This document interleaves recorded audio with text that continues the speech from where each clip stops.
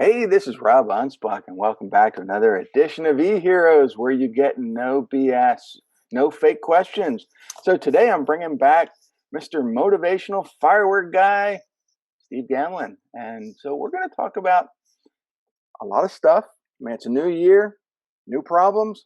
We got to tackle them all. And we're trying to help as many entrepreneurs as we can because, honestly, everybody's sick of the pandemic. People want to get out there and do stuff. So, hey, Steve, thanks for being here again. Hey there, Rob. Always happy to be here. I enjoy our conversations on air, off air, in between, and our running commentary that we have on our social media platforms. We're very, very similar in a lot of ways. So I'm happy to be here. Yeah, we don't take any BS.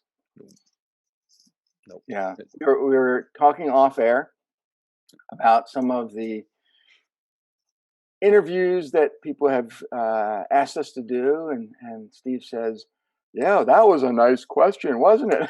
And it was just, those are the things that you're not going to get on this show because we try to keep it real, we try to keep it raw, we try to keep it entertaining, and I never know what I'm going to ask or say or do before I get on these things, and that's the beauty of it. And some people are like, "Well, Rob, what questions are you going to ask when I get on your show?" Or, as I'm, and I said, "I don't have any questions." And they're like, "Well, what do you mean?"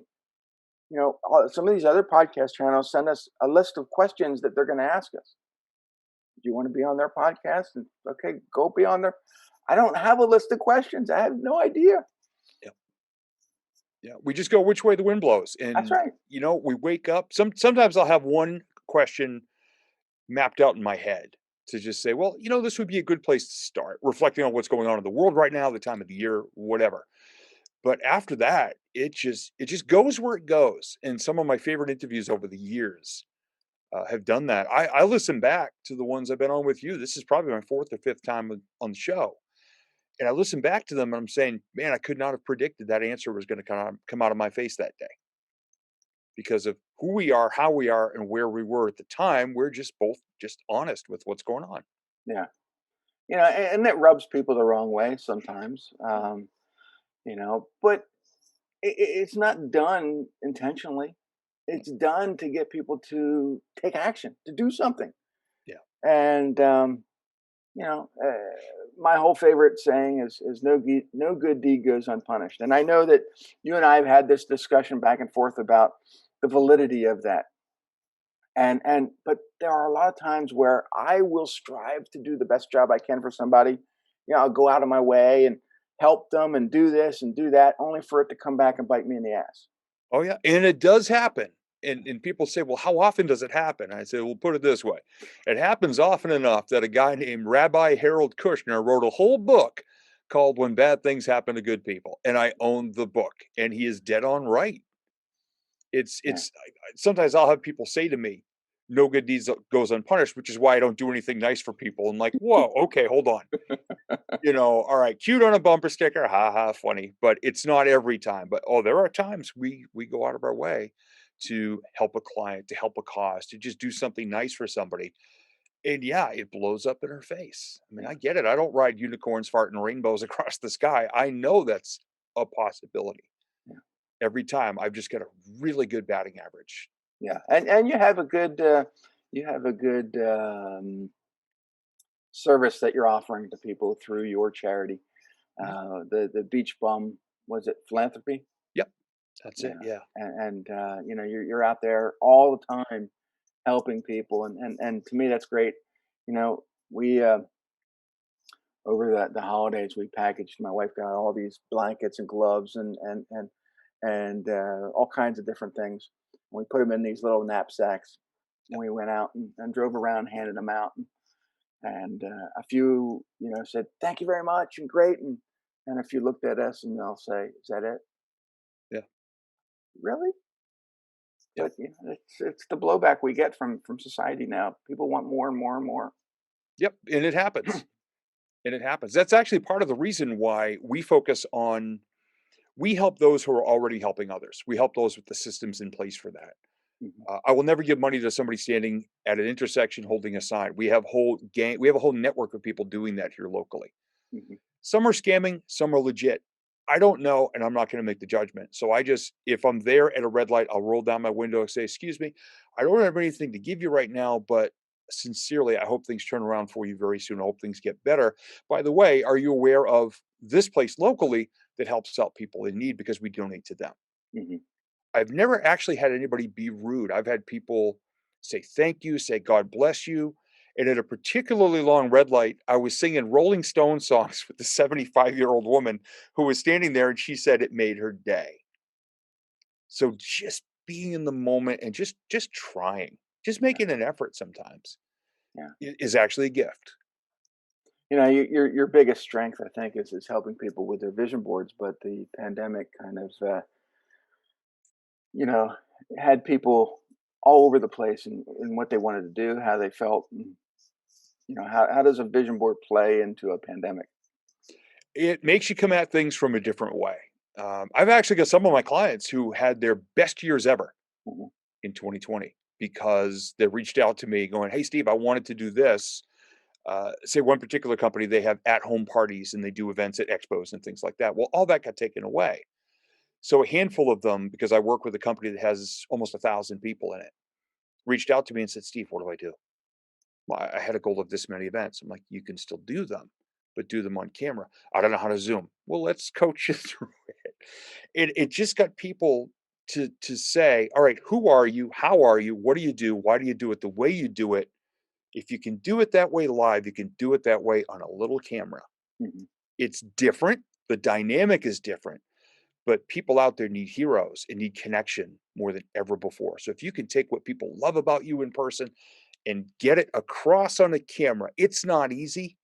Mhm. So, we'll be looking up your nose the first few times before you figure out the camera angle. You might have those weird ass backgrounds going on behind you, but take who you are, how you are, and why you are, and just keep delivering it in different ways, and you'll do okay. Some of my clients went from being 15th, 16th in their company in sales to being number two Yeah. during a pandemic at a time when they couldn't be out in public, but they took what they wanted, knew why they wanted it, and some of them really crushed their goals. And I've got some who kind of did okay, but I'm working with that company next week, and some of them are going to have their best years ever this year. Yeah. 2020 has, I think, divided people, and especially entrepreneurs, because one, they look at all the things that they were doing prior and they were having good luck with now no longer work. And then you have this other group of individuals that pivoted so quickly that they knew that the stuff that wasn't working wasn't going to continue to work, going into the pandemic. So they shifted and they're doing something totally different, and they're profiting from it. Yeah. And um, and I think with every vision board, we always have to have a plan A and plan B. The problem Mhm. was is that most people, they their vision, kind of like a tunnel vision, kind of like they had blinders on, and they could only see a certain aspect. And you know I was always led to believe that there was things that we're going to put on our bucket list, that maybe we're not going to achieve right away. Maybe it's going to take a couple years, but subconsciously we're going to find ways to be able to achieve those goals within a very short period of time. Yeah. And but maybe I'm wrong, but I used to do these long lists of 101 things I wanted to achieve, before I kicked the bucket. And I remember doing the first one back in, was it 1999, 2000, and I had all these things, and they were very specific things, not like I wanted $1 million, because y- you can't go from 50,000 a year to a million Yeah. right away. It's got to be incremental. But I had things that were very specific. Riding horseback riding with my wife on a beach. I had Mhm. no idea when that was going to happen. Yeah. I never even rode a horse before. Yeah. And it would take several years after I wrote that for that to finally come true. My wife and I were on our honeymoon, not our honeymoon, our we call it our honeymoon. It took us 20 years to get to that honeymoon. Yeah. because we never had one when we got married. But it was our 20th anniversary when we went to California, and on one of our adventures, we rode horses on the beach in California. Nice. And so, you know, it does take time. It's not going to happen as soon as you put this thing together, Right. you know. But um, I look back on that 101 lists of things I wanted to accomplish, and most of them have been accomplished, you Mm, know, within the last 10 years. And these were lifetime goals. yeah.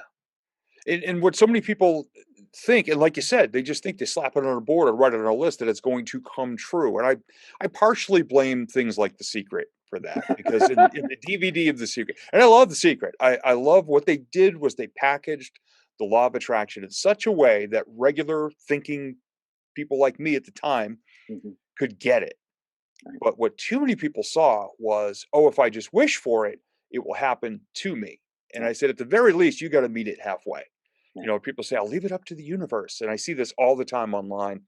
There's a whole on Reddit, there's a law of attraction thread, there's a vision board thread. And I see people saying, I'm throwing this out to the universe to manifest. And I'm like, well, get off your ass Yeah. and go meet it halfway. You know, if you're waiting for your ship to come in, don't be sitting on a bench reading a newspaper at the train station. Yeah. You got to be out there. And what happens is when you put that out there, when you plant that seed and you say, someday I want to enjoy this, feel this, be a part of this, experience this, whatever. The thing is, you start to see the opportunities that could get you there. You'll meet somebody and you just have a conversation and you may say something about it and they may know somebody or connection. When you Right. stop staring at your shoes and actually start keeping your head on a swivel and your antennae go up, all of your senses get plugged in. You could see something that would remind you of it. You could all of a sudden see a commercial on TV and tell your wife, "Hey, honey, someday I want to do this." You know, maybe she didn't see your list, but someday you want to do this, and all of a sudden they have a website or they have a number or something to call, and you call. I mean, it's all these little tiny steps. Because if it all showed up at once, we would not know what the heck to do with ourselves. You know, and you know, this is going back a long, long time. So if you guys are Bruce Springsteen fans or Mhm. Friends fans, you'll understand this reference. But um, we can't all be like Courtney Cox. You know, Courtney Cox was that gal Nope. who Bruce Springsteen plucked from the audience to dance on stage, and from that she became, you know, known as one of the Friends cast that, you know, and Friends was on for, you know, at least 10 years, and now it's on reruns and syndication. But to most people, you know, 99.99% of people that wish upon a star, it's going to take time. You're not. It's Yeah. not going to be the Courtney Cox effect. You know, Yeah. it just doesn't happen that way. Yep. And you know, people were like, "Well, if I go to this concert, if I do this, if I do that, I'll be magically plucked from this." No, that's Yeah. not They how it forget works. that it was actually a scripted video. And she was an actress, you know, an actress wannabe at that point, a young Yeah. actress. I've actually got a client who manifested something like that. Hmm. Her name is Kayla, and Kayla is a singer, guitar player. She's a country music, loves country music. She's been singing with her dad, who was a karaoke DJ since she was 4, and always performing. Their porch, the farmer's porch at the parents' house, they had a name for it. They basically named it like a nightclub, and that's where they would all perform together on the weekends. Well, she wanted to get on stage with a famous country star, just sing a duet. Well, a radio station in her area had a contest. One of her friends heard about it, called her, said, "Hey, did you hear about this contest? Film a video of yourself singing this song and submit it. If you get enough votes, you go to the next round. So you got Hmm. to let everybody know to vote for you." So she did. She did. She did. She finally made it. She won, and she wound up singing a duet on stage with Keith Urban, and it got filmed, the videos on YouTube and all this and that. And then afterward, Keith had a conversation with her, gave her a guitar, talked with her and her dad for a while, and was an absolute sweetheart gentleman, created the most amazing experience for her. Now, she'd wanted to be up on stage with a famous person for a long, long time. Hmm. It took hearing an opportunity, having your friends know your goals so that when they hear it, they can say, "Hey, did you hear about this?" And doing all the work it took to get there. Now, is there some luck involved? Of course there is, Hmm. but a lot of hard work to get there. And she's still, this was now 8 years ago, and she is still just riding high Well, but off she of took that. massive action. Exactly. She took the necessary steps to get to that point Yep. to give the perception to others that she was lucky. Oh, yeah. Oh, people tell me all the time that I'm lucky, and I go, "Oh, that's wonderful, thank you." And that's why I created a special hashtag that you've seen, hashtag up yours. And I say it with a smile every time I say it. I go, "Well, that's wonderful that you think this looks so lucky and easy, hashtag up Yeah. yours." Yeah, and they'll say, "Oh, Rob, your overnight success is phenomenal. Yeah, I've been doing this for 25 years. You're just seeing the tail end of all that work." yeah, yeah.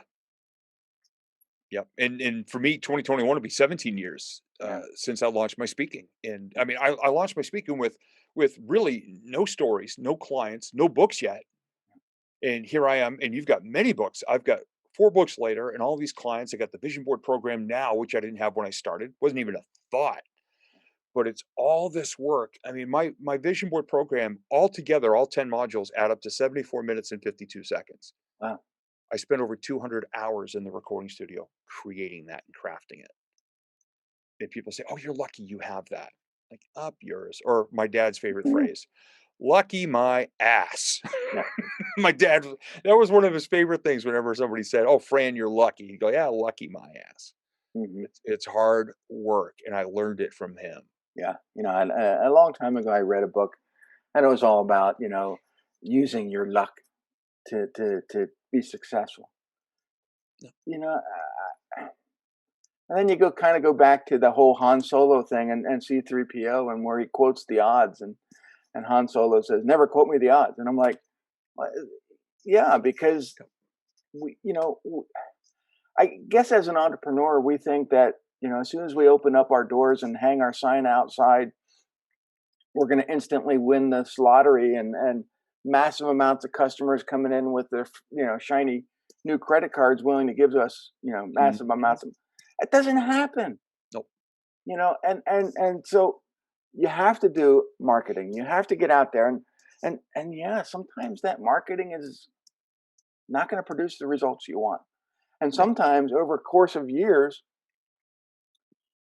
that same marketing approach that you've used, to generate clients that seems to work now is going to be affected by a pandemic that nobody planned for, that nobody foresaw.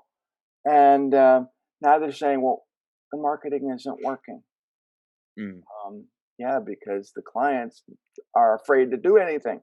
Yeah. So you got to come back out of that and say, okay, let me tweak the marketing to do this, this, this, and this. Mhm. Because our clients aren't doing what they used to do because fear has now overcome their thought process. So Yeah. let's overcome that fear first, and then the marketing will work again.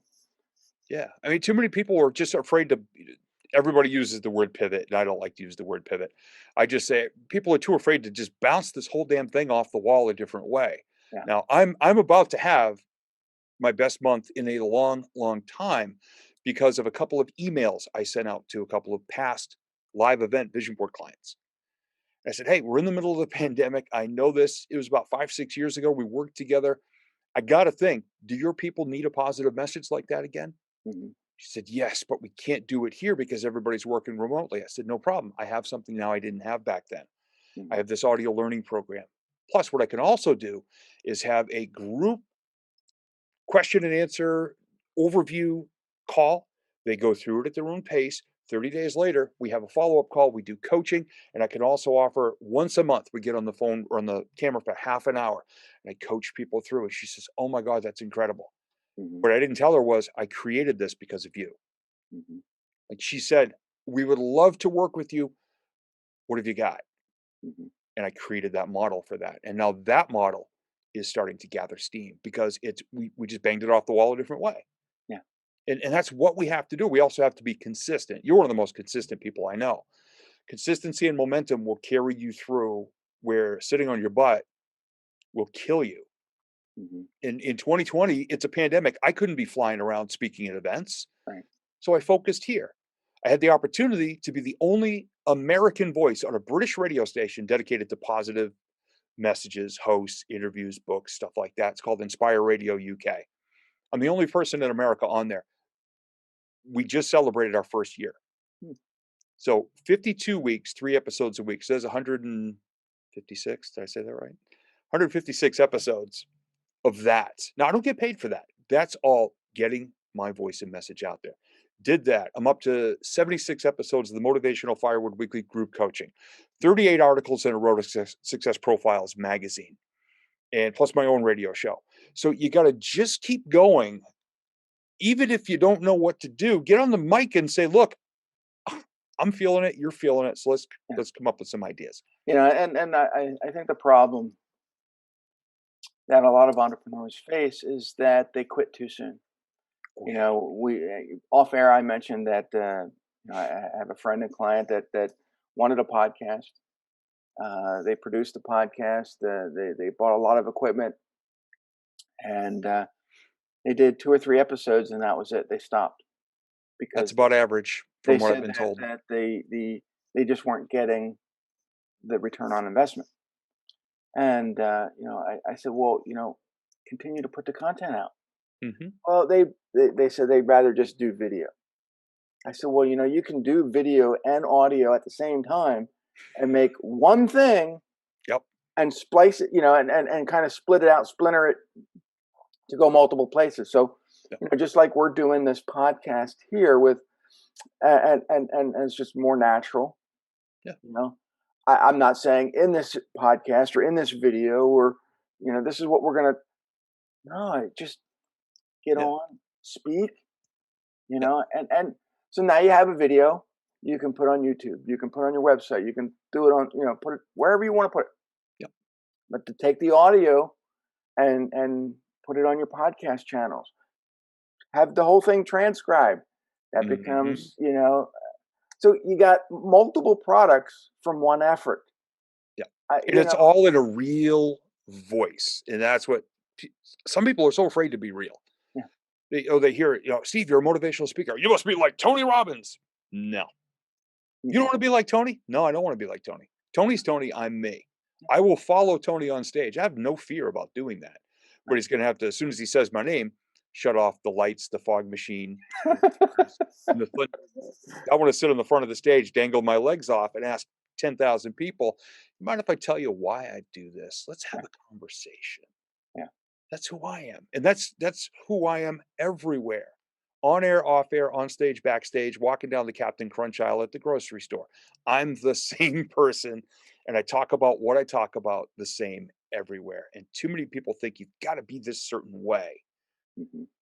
When they're not being genuine and they don't get results, they think the whole thing is a failure or worse, a scam. Yeah. My industry's full of crap, depending on who you ask. Oh yeah, and that crap gets even thicker when you kind of go on the internet and on Facebook or Twitter Yep.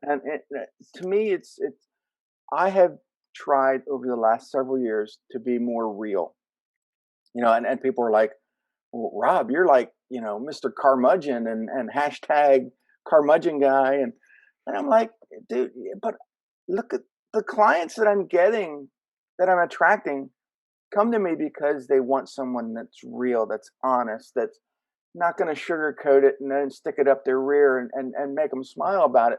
Yeah. They're going to get, you know, and I look at all the phony shit that's going on social media, and I've been teaching social media for years. Hmm. I want what I do in real life to resonate online, that I'm the same person. Yep. I don't put on airs. I don't say that, hey, this is, I just pulled up in my Lamborghini, or just jumped out of my helicopter. Yeah. No, it's not me. Yeah. That's all a bunch of crap anyway, because you and I both know that most of those videos, all that stuff is rented. Yeah. And there's a reason. Every time they do videos like that, listen to the echo inside the mansion. That's because there's no furniture. There's no furniture.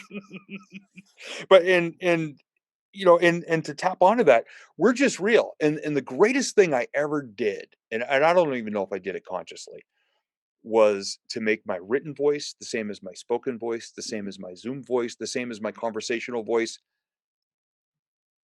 sitting in traffic, or, talking to somebody else, talking to a homeless person outside my window. Who I am and how I speak and how I do everything and the words I use and the approach I take are the same everywhere. And the day I figured that out, I can pinpoint it, shifted my business and it changed it because I didn't have to look over my shoulder. I didn't have to wonder, was it some big flowery post I put on social media? Somebody asked me recently, they go, well, how do you describe yourself? I said, Plato and Socrates were philosophical. Shakespeare could be tragic or comedic. I said, I write things like, don't let people fart in your elevator, meaning don't let toxic people waste your space. And they said, well, yeah, I remember that one. I said, there you go. You remember it. It was memorable. And it's just common sense, basic stuff. The day I decided to make everything across the board, every avenue sound that way was the best thing I ever did for my business. My business grew Yeah. from that decision. One of the things that I think hinders most entrepreneurs from growing is their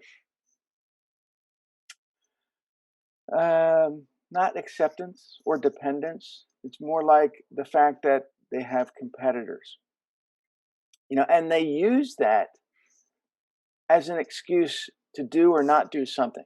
Oh, my competitor's price is high, so I should go a little lower, or I should do this, and everything's based on that competitor relationship. Mm, Screw that.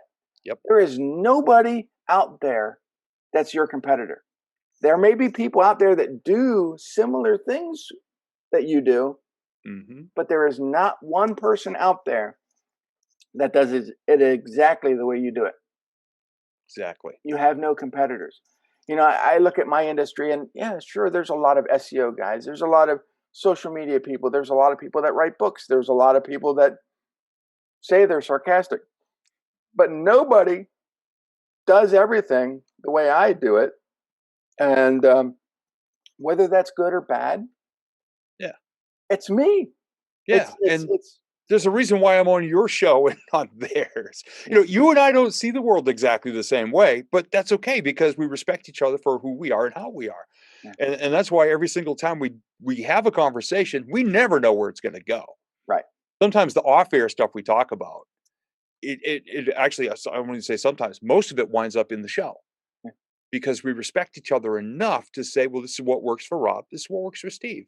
Hmm. And we get that.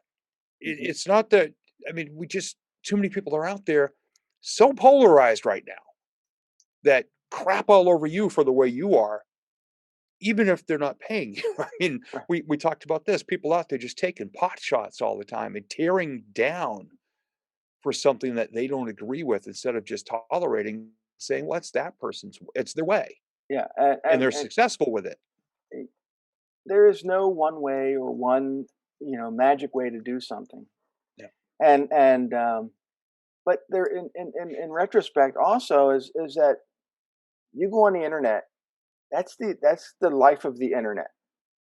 Keep it there. Yeah. you know but we get so triggered nowadays over everything that, oh well, you offended me. Yeah. Wait a minute, how is it your opinion now means more than my opinion? But that's the world we live in, and I'm like, this we have to stop that. Yeah. I honestly, we should bring back Archie Bunker shows and George Jefferson. People today would freak out. Oh, yeah, their heads would explode. Yeah, I mean, Yeah. those shows insulted everybody, Yeah. and we were cool with it. But Yeah.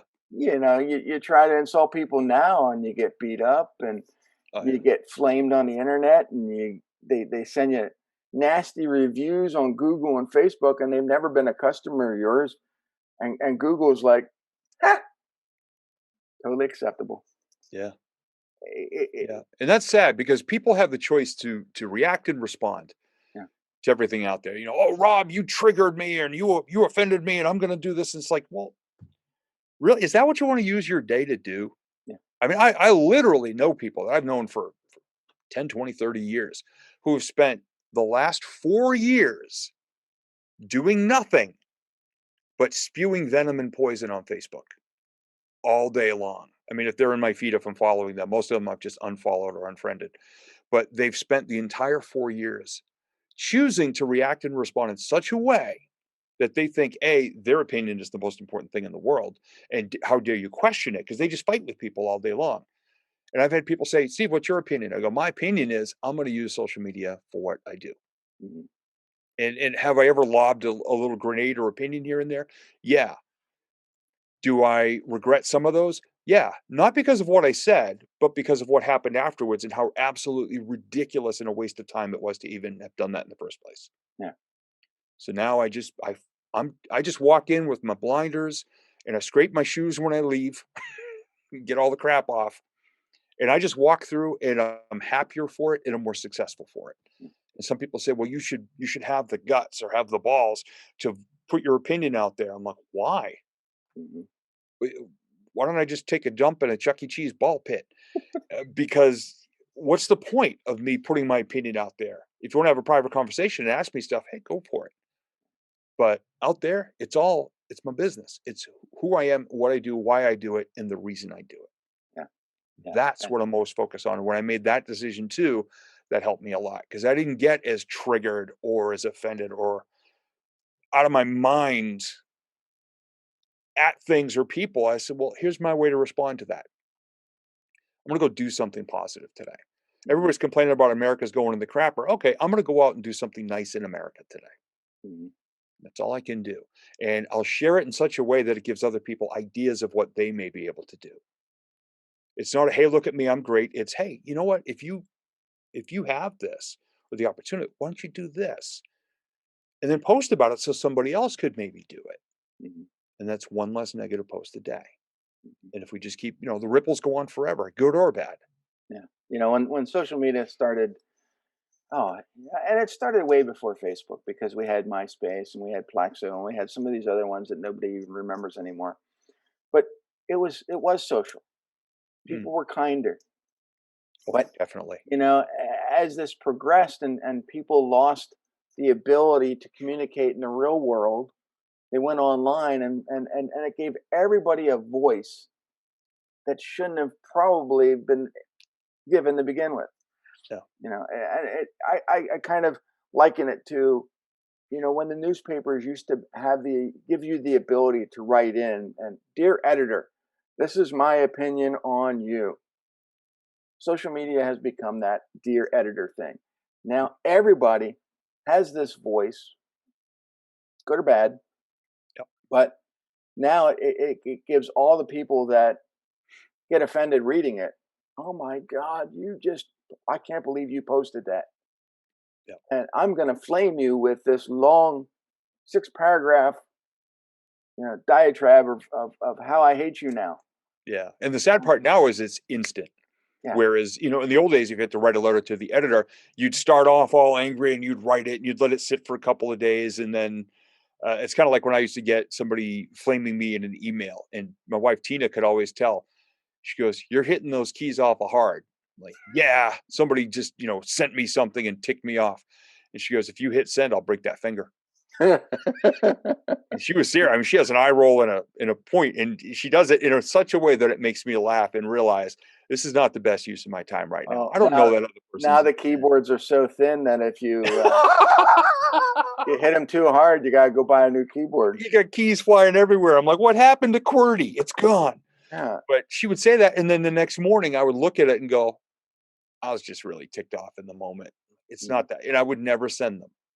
Yeah. And it just it made me a better person, not because I wasn't fighting, but because I realized I didn't need to. And Yeah. if I lob another grenade back at them, they're gonna lob something bigger at me. And then if we're gonna keep playing that game of volleyball, nobody wins. Well, I've kind of made it the point that if someone is mad at me, I let them vent, and I'll just put in a couple words.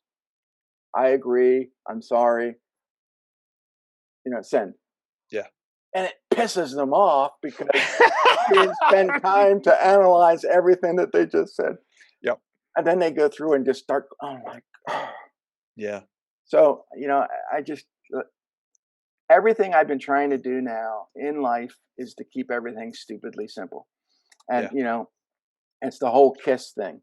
Yep. keep it simple, stupid. Well, I don't want to call someone stupid, but Right. what I want to do is make my systems stupidly simple so anybody can do them. Yeah. And it doesn't, and it frees up so much time for me because I'm not creating these, you know, funnels that confuse the shit out of me. I'm not doing this. I'm not doing that. I'm doing what I know works for me, Hmm. and it you know and I think that's a lot of problems for entrepreneurs. They look at all the things that everybody's doing, all the ideas they want to implement, Yeah. and they have it so complicated that when they go to hire somebody, the person's like, I don't get it. By keeping everything stupidly simple, Yeah. give someone a manual, they can just follow along, and within a few hours, they know the job. Hmm. And every CEO, every owner of a company should be replaceable and Yeah. should have that manual that says, "This is what I do. This is how I do it. Have at it." Yeah. Yeah. And creating those systems like that to have in place so that if one person does go, it doesn't jack the entire system. Yeah. Somebody else goes in and hopefully that person left the manual on their desk. They may have blown their nose between the pages. But yeah, I mean, somebody else can come in, pick it up, read it, and just know so that the company doesn't skip a beat. And I've seen people sabotage or try to sabotage companies over the years. I worked in radio for 10 years, which people think is a whole bunch of fun people. Between the songs, yeah. Behind the scenes, it's actually a very cutthroat, nasty, ego-driven, the worst I've ever seen. Oh, when I had my cleaning company years ago, one of my clients was a Christian radio station, and I'm going to tell you, off air, not Mhm. so Christian. No. You keep waiting for the lightning to hit the tower, right? Yeah, But yeah, it's just the way it is out there. yeah. I like you, I try to just keep it simple these days. I've had more people over the years call up, "Hey, Steve, we're having this big conference. Want to bring you in as a speaker. Great. We need you to talk on this." A couple of times I said yes because the money was decent, and I went and I did something I never should have done, and I lost credibility. I actually had an HR person yelling at me and made me give back some money one time, and she Mhm, was right. She was absolutely right. So now people say, "I need you to do this." I don't do that. Here's mhm, my lane. If your audience and your topic and your event falls in my lane, great, I'm your guy. mhm. But otherwise, I say no to more things now than I say yes to. Yeah, More, I should say, more than I've ever said before. I say no to a lot of things. yeah. Not my lane, not my expertise, not my backyard, not my 100% authentic comfort zone of authority. Mhm, That's why I just do the visualization, the vision board, and the motivational humor all in one package to get people to be able to understand the concepts and execute faster than some 40 DVD volume set that they're going to use as a coaster within the yeah, first week or so. yeah, and I people are still selling DVDs. I don't understand that. I'm like, Yeah. dude, why don't you Hey, sell I found an old Bob Seger cassette last week and I played it and it didn't sound like Bob Seger anymore, but with our new course, you get our fabulous DVDs and a free fax machine and a 8-track tape. and a Betamax to watch our early episodes. And everybody under the age of 30 right now is going, "What?" Yeah, they're like, Look that up. Go ask your parents. Go up in their attic and blow some dust off some boxes. I just had somebody ask me if I could send them a fax, and I'm like, dude, I haven't had a fax machine since 1999. Yeah, I'm like, yeah. no, I still have a fax machine, just don't have a phone line. yeah, Got it's nothing just, to plug it into. I'm like, can you email it? Do you know what email is? No, we're not allowed. What do you mean Yeah, you're not allowed? But you can send me a fax yeah, that nobody's going to read anyway, because as soon as I get it, within 3 hours, the paper has faded, and I'm like, I hate yeah. that. So That was one of the, technology is amazing. yeah, it's like, send me an email. Yeah, Call me up on Facebook. Whatever. But yeah.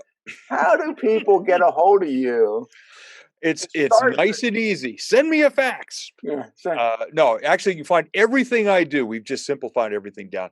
Is at motivationalfirewood.com.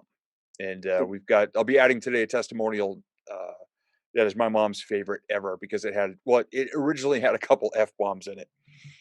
Um, but anything you want to hear, testimonials, the products, the books, all that stuff, it's all there at motivationalfirewood.com. And F-bombs too.